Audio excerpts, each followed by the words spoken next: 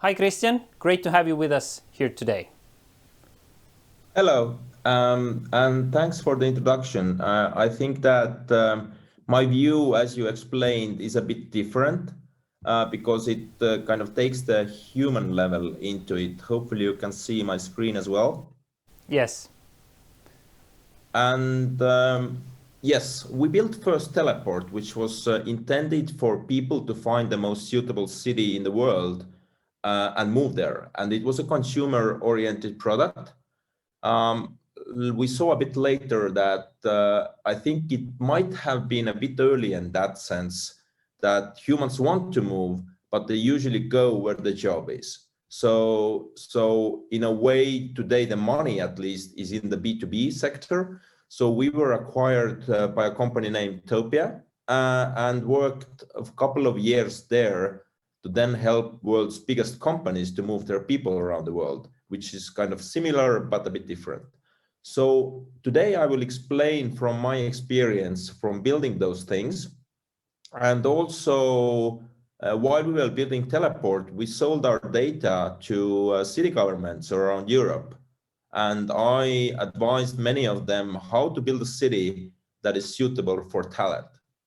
And in a way, I think a bit with cities and with streets, we are in the midst of a revolution. So things will change a lot over the next 10 to 20 years. Cities will be very different by then, but exactly how, that's a big question. And maybe today I will start with a question, what is a street or how stable is it? Just a street. Like if it's something we move every day, we use that product in a way every day, and it tends to look for us quite stable. But 100 years ago, a street looked like this. And the problems the streets had were very different.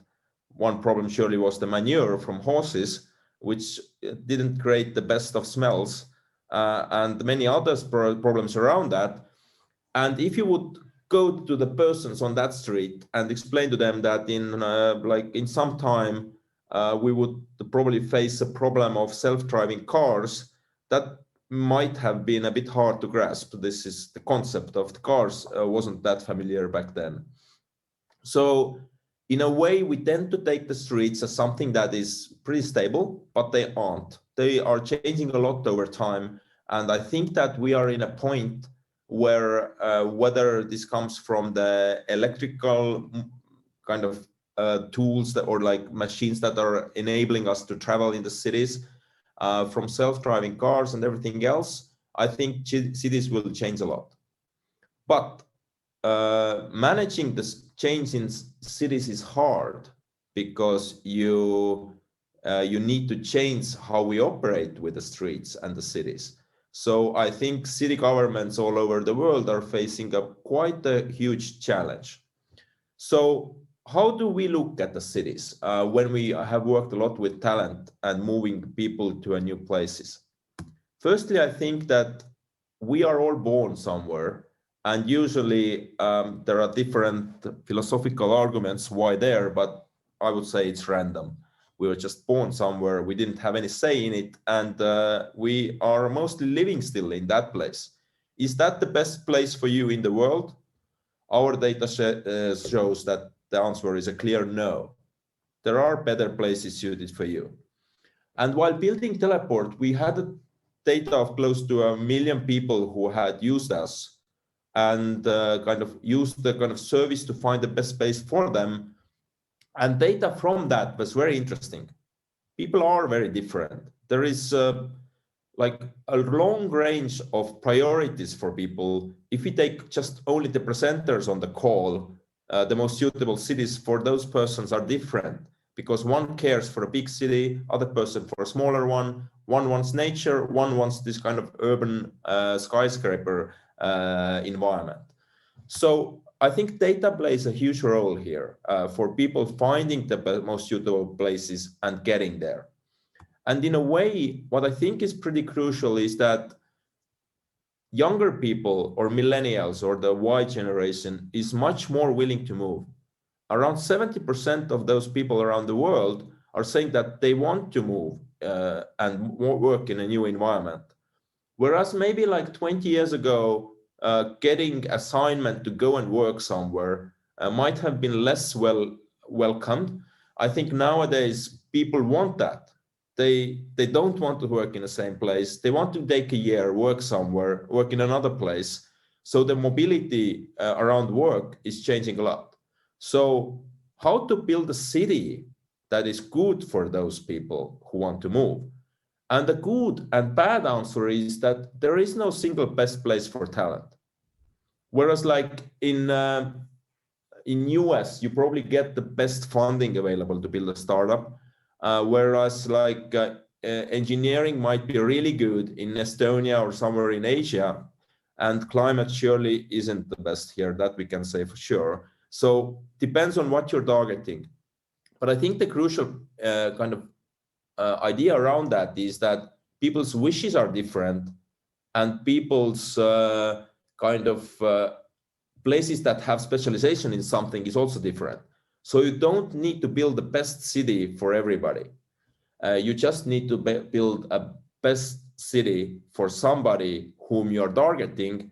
And I would say that most of the cities are targeting everybody, which means nobody in that sense. You cannot make a good product for everybody. So I think like one crucial element is understanding to whom you are building. So I think that around the world, there are like in the Western world, around 350 million millennials that want to move. And there are 3,500 cities that would like to get those people. Most of the cities don't, but I think from my experience, I'm seeing that the war on talent is only increasing. Cities are understanding that getting smart people here, making local smart people want to stay here, that is very crucial. Because if we take 10 million people who move, that's 320 billion of tax base moving with them. If you're moving to another city, you're taking your taxes with you. So I think that this is totally underestimated globally, how big of a change will come from that. Cities are starting to understand that, but not fully understanding that yet. And I think Brexit is a good example here. With all the financial sector jobs being moved away, our clients as well did that a lot. From London to continental Europe, that is changing how cities are getting funding also from the taxes that people pay. And that change is sometimes slow. You don't notice it right away. But I think that over the next 10 to 15 years, cities, and we are saying cities, not countries, because people move usually to cities, not countries. I think some cities will be hugely successful in building cities that are good places to be in for those people, and most of the cities won't. And it will be a huge discrepancy in the kind of economic success of those cities, because it has been calculated that this kind of smart job can create up to from 5 to 7 additional jobs. So it's not only tax base they are bringing, but the kind of leverage that they build around them. So I think that this is crucial. So like Anders started with it, like understanding how the movement in the cities is changing and how talent is coming from abroad. So I think it is a very multi-factor problem, because you have many things that are changing, and you need to build your city in a way to understand and to adjust to those changes. So what is talent looking for? I think that, and there has been a lot of research around that, what millennials do want, and they care less about pay and they care more about environment. So if I would have to guesstimate, my first guess would have been that the most crucial element for going somewhere would have been the funding there. How much kind of do I earn there? Do I earn less or more? But it isn't. It actually is low pollution or the clean environment. So if you want to build a city, Raul showed that as well, like understanding like how much trees are on your way to work could be crucial. And it is. Our data shows that people do value this kind of good environment a lot. And sometimes in Estonia, we tend to forget that. But if you spend a week in Paris, London, or even a bigger city, then you come back and you can smell that the air is different. It's greener. So I think in Estonia, for example, this place or Tallinn or Tartu is a very good kind of base to attract talent. But the question now is, can the cities adjust to the modern world and make those cities also, whether it's mobility or is like the greener areas, and expand that and adjust city accordingly. And I think one learning from our data also is that talent does value cities quite similarly, but for example, for founders, the clean environment is more important. And if you're targeting nurses, which I think after COVID-19 is also becoming an issue because a lot of medical sector employees are like burned out and surely are looking for different things as well. There could be going forward a problem with attracting enough medical sector workers. So they care about the different things. So I think that those charts are pretty important. If you're thinking to whom should I build my city and what should be the main priorities, I think those data points here are kind of important starting points for understanding what should be the priorities. And how does Tallinn rank? I have two charts about that as well. And firstly, who has traveled here, the airport connectivity is bad. That there is no question about it, but it's a tiny country in the edge of the world. It kind of makes sense. But if you take like 3-bedroom rent in the city center, we surely are much cheaper than the cities that are listed here, Berlin, Stockholm, London. Safety is much better.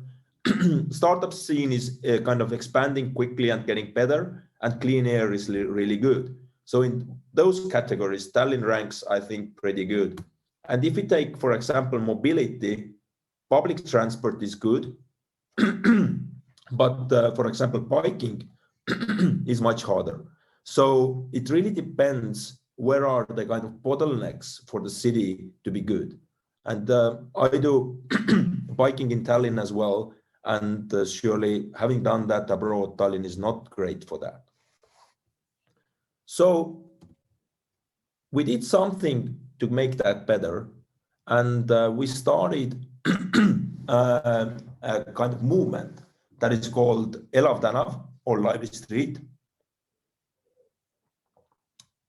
Just 7 persons, and actually the round is a bit bigger even, got together, and from like the first idea, 2 months later, we have the NGO launched, full-time leader kind of heading that project. That means that we want to change the streets and make them more livelier. It doesn't, I think in today's world, a street isn't anymore like a transport method to get from point A to point B, but it could be something that adds value to your life. It could be a tree there that makes you happy. It could be a small cafeteria where you're going every day and stopping for a while to have a ice cream or coffee. So I think fundamentally we need to change how we see the streets to make the city friendlier towards the people who move there, because it surely seems that they are moving less and less with cars. And even if they are moving cars in 10 years, most of those cars, I could bet anyone right now that we would have self-driving cars by the end of this decade on the streets. So I think that will be changed. And if you look at the cities, if the cars are not requiring drivers and they don't require to be parked in the city center, which if you kind of zoom a bit out, it's pretty stupid just having those pieces of metal parking there most of the time, not moving. So I think that will be changed as well. But I think the winners will be cities who understand that change and do not start moving only if the technology is already there, but can only also foresee it, because you need to start planning and adjusting to that before the change happens. So my bet is that in 10 years, there will be like maybe 10 to 15 cities in Europe that are awesome for the talent. Cities that are well managed forward-looking, and people want to go there. And since the movement of people is getting easier, they will attract a lot of smart people, and there will be those smart hubs. Then there will be a bunch of cities that will be so-so. Like some parts of it are good, the overall setup is not perfect, some people still work there, and I think most cities really won't be attractive for talent. They will see people leaving those cities, their tax base with them, and it's rather unfortunate in that sense that I think that economically, the wealth will be consolidating in the smart cities and the tax base also, which makes managing countries much harder, but that is the reality. So I think that hence I think the organization was started, because I think that that's pretty crucial to understand those changes. And I think also why this discussion today is very important, because we need to think about those things. And lastly, I think that COVID-19 accelerates existing trends. If you take the digitalization of the whole world, this surely has been accelerated because people needed those digital services. And seeing now how fast, whether it's things around working are changing as well, because countries and people are coming out of those lockdowns, and we are, I think, in a much freer world, COVID-wise, by autumn. But also, I think that people are readjusting how they work. Most of companies won't not require you to spend most of the week in the office. So people will work for home, even if the COVID is fully removed from our system. People will move more, that we are seeing now, because people are rethinking where they should be, and remote work has been growing steadily, but COVID accelerated that, and that is not going anywhere. More tools will be available. Zoom is something that maybe 2 years ago wasn't used a lot, but now everybody can use it. They're kind of already, it's a habit. So, and lastly, I would say the moves where people go will be less and less about money and more about values. Tolerance was something that was very highly valued in our data as well. You can build a perfect city, but if it's not tolerant to a person who's going there, people will not go there. So you need to build a city that is green, a city that has good values, and a city that can be, people can move without cars as well. So I think that that's a really tall order to do it well. But I think some cities will do that, because I'm seeing the effort, whereas if you take Amsterdam, Copenhagen, even some other cities are really working and putting a lot of effort there, and some cities will be amazing, and most of cities won't. So will your city be that? I don't know. It will be seen. So that's my short summary. I'm really kind of have turned into a fan of city planning with those projects, because I think that we all live in the cities and we don't even fully understand how much our life quality is dependent on the city that is around us. But that is huge and will become even more important. So thank you, and hopefully we get some questions later as well. Thank you, Kristjan. Great presentation. Great data. Very people, talent-centric view. We already have some questions. We will come back to you also in the panel. But what I was wondering about is, you already kind of described what kind of a city should be developed, or if.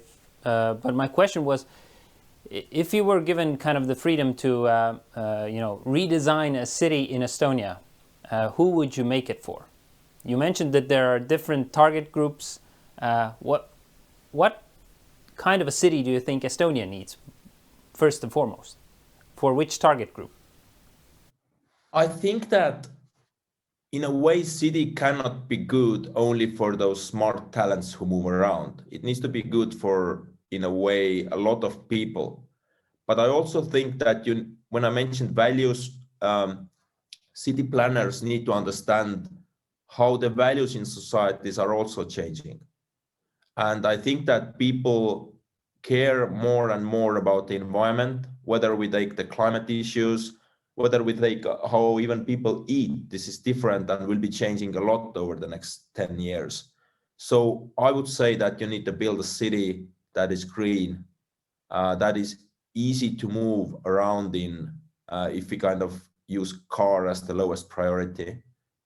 And it needs to be also, I would say, even playful. Like the city doesn't need to be dry. I think it was Nantes in France, a city that allocated 2.5 million euros per year to create modern art in the city. So these kind of setups make you smile sometimes if you walk past them. There was like this melting yacht in the port, for example, and I think it looked pretty cool. So things like that make the city good to live in, and I think that those kind of even those art projects can be good for everybody. So you just need to design the city well. Another question I had is, how do you collect the data? Where do you get the data from? You showed a lot of charts giving kind of, well, not grades, but more or less kind of benchmarking cities. Do you use public sources, or is that data you get from your services like Teleport and Topia? It was on our two kind of main pillars for that data were our own data pipeline that we built from scratch, and I think that's quite unique in the world, where we got some public data, some data we scraped from the internet. It was a really kind of amazing job from the data scientists. And the other part was when people are answering where is my perfect city could be, then the answers are also based on data that they are giving us. So we saw what do they value most. And I think one of the most interesting learnings could have been that people are very different. And even though, for example, Singapore was #1 city globally on average, this average really doesn't matter much, because for 70% of people, Singapore was not even top 10. So the top 10s were very different because people are caring for different cities. So that's good and bad for the city planners, because even mostly good, because I think that you really need to understand what type of city are you building. And I would say that sadly, mostly this process is random. But you don't need to there isn't one single amazing, perfect city in the world, but you just need to understand to whom you are building that. Thank you, Kristjan. We hope to have you Thank you back shortly with us for the panel discussion.